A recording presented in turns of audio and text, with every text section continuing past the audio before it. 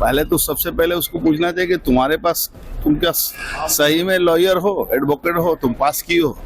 उसका सब सर्टिफिकेट जाली है, लेकिन वो एक नाटक करने की कोशिश कर रही थी। लेकिन सुप्रीम कोर्ट ने सुबह सुबह जो दूसरे दिन फैसला दिया, उसका सारा नाटक जो है खत्म हो गया। सर, एसआईआर को लेकर ममता बनर्जी कोर्ट चली गई, आप खुद किस में? देखिए, ममता बनर्जी बंगाल के लोगों को अपने पागल है, और ममता बनर्जी समझती है कि बंगाल के लोग का दिमाग काम नहीं कर रहा है, इसलिए वो सबको बेवकूफ समझती है।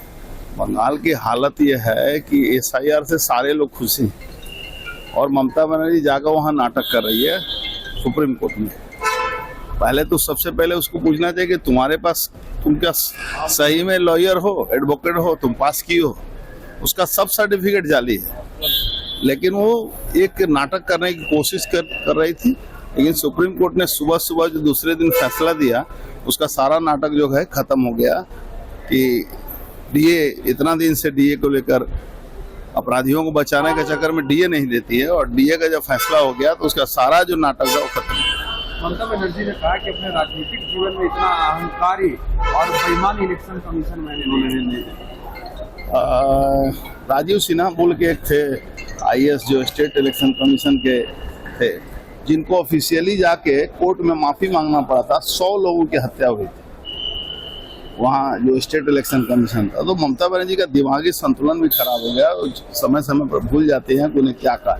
भाजपा के मंच पे आग लगा दिया जाता है, सर, इस तरह की भाजपा के मंच में आग लगा दिया जाता है प्रोग्राम के दौरान। देखिए, ये बंगाल में होगा। बंगाल में अपराध और अपराधी और पुलिस वहाँ एक साथ मिलकर काम करती है, और सरकार।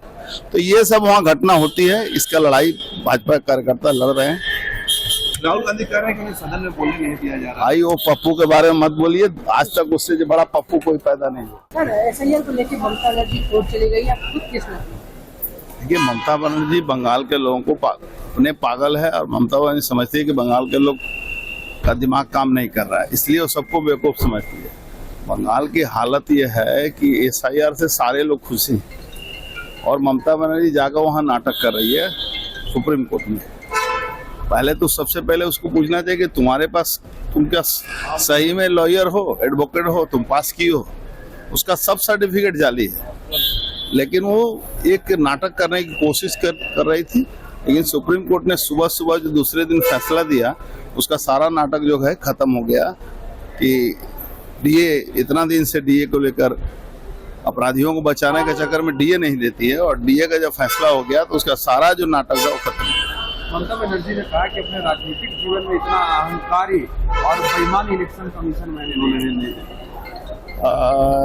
राजीव सिन्हा बोल के एक थे आईएएस, जो स्टेट इलेक्शन कमीशन के थे, जिनको ऑफिशियली जाके कोर्ट में माफी मांगना पड़ा था। 100 लोगों की हत्या हुई थी वहाँ जो स्टेट इलेक्शन कमीशन था। तो ममता बनर्जी का दिमागी संतुलन भी खराब हो गया, समय समय पर भूल जाते हैं कि उन्हें क्या कहा।